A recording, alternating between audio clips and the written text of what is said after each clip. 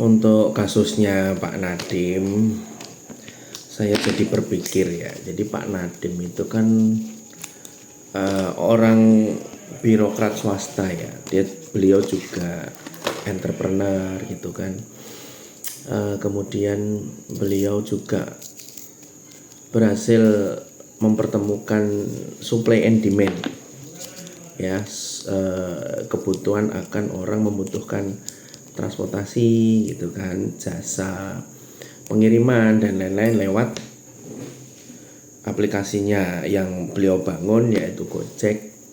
Kemudian mempertemukannya dengan pensuplainya yaitu penyedia jasa atau mitra gitu kan, dan itu terbukti mendongkrak ekonomi sektorial gitu kan. Dengan adanya Gojek, UMKM terbantu untuk mendistribusikan dagangannya, kemudian ya banyaklah manfaatnya. Nah kemudian beliau terjun ke pemerintahan, otomatis beliau ini kan memiliki naluri untuk senantiasa melakukan improvement gitu kan.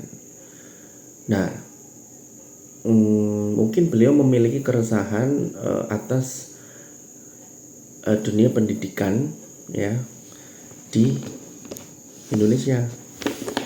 Nah beliau itu kan mungkin mau mendongkrak percepatan pertumbuhan pendidikan di Indonesia, salah satunya ya dengan cara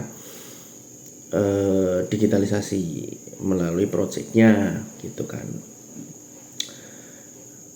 Seperti yang kita pahami bahwasanya ya semua orang tahulah bagaimana beliau sedang menghadapi tuntutan jaksa, yang dimana kita juga tahu jaksa itu menuntut berdasarkan apa, kemudian responnya dari Pak Nadiem juga seperti apa. Prinsipnya sih saya melihat Pak Nadiem itu ya karena seorang birokrat swasta ya, dia data driven gitu kan, segala sesuatunya itu pakai data.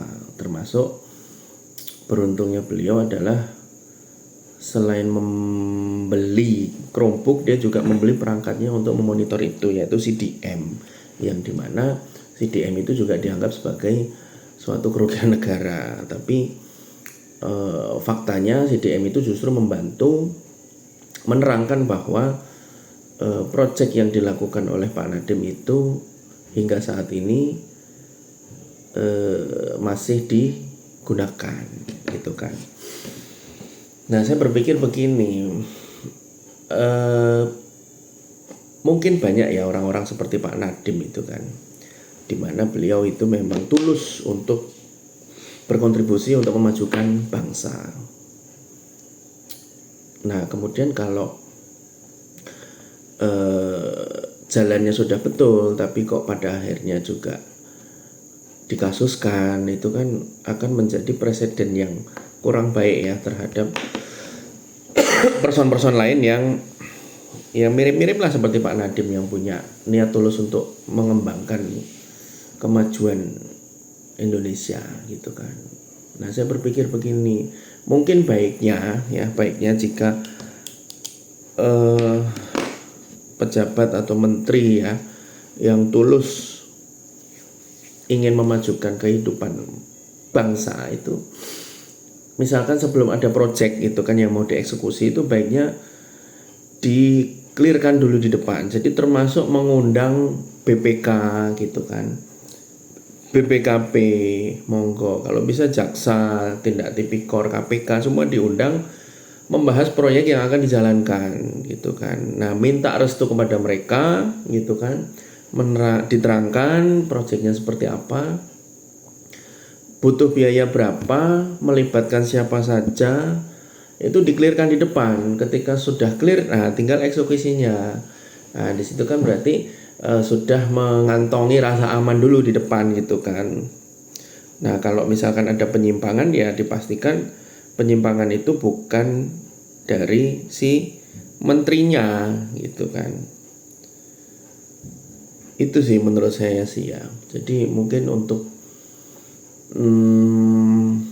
saran kepada bapak-bapak, baik menteri, kemudian pimpinan lembaga atau pimpinan pemerintah daerah yang memang niat tulusnya untuk membangun bangsa, kemudian akan melakukan suatu project improvement yang memerlukan biaya yang tidak sedikit gitu kan, udah mending semuanya pihak-pihak terkait diundang lah untuk mengeklirkan segala sesuatunya sebelum project tersebut dieksekusi.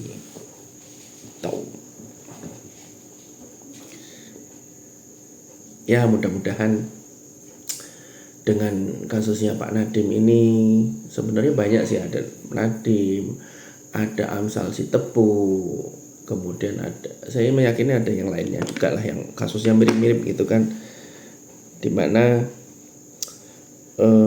tuntutan itu datang dari asumsi atau data-data yang salah gitu kan.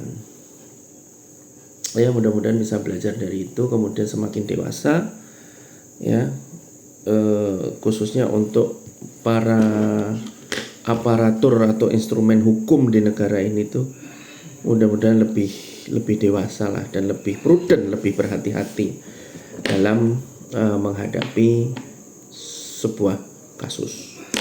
Oke, terima kasih. Salam dari saya. Wassalamualaikum warahmatullahi wabarakatuh.